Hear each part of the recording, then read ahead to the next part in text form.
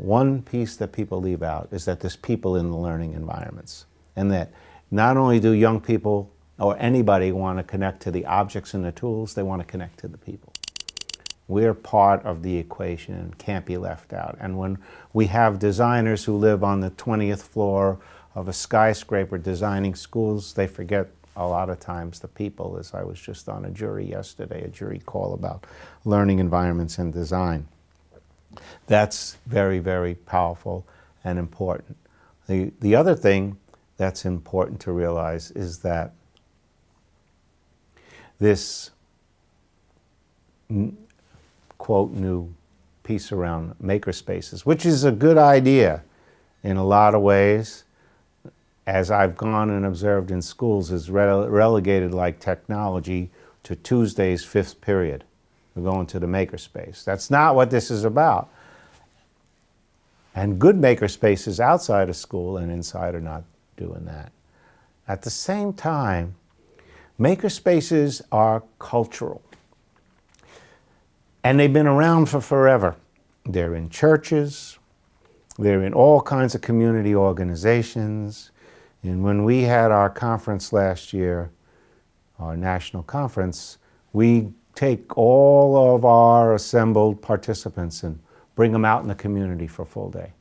And they go to all kinds of learning environments to get everybody in the head that it's happening out there and school is part of out there. You can't put up the walls and just be inside. I took people to the Chewbacca Crew Garage, which is this place where they make the crew floats.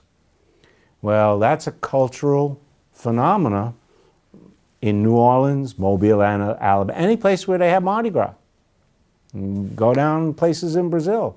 People have been making stuff for forever. People sit with knitting and weaving circles. People sit in painter circles that they create in their communities. These are maker spaces that were maker spaces before the maker movement. And they're cultural and they're community based and they're based on interests. They're not just around, a kit that you give a child at a museum and say, here's an Arduino, put a couple of wires to it and make the lights go off on a t-shirt. That's not what we're talking about when we're talking about making. Yeah, you want to put tools in the hands of young people so they understand what torque is. So when they build a plane, they're not building it on a two-dimensional screen and they can't get a sense and feel for it. They can get a visual, but we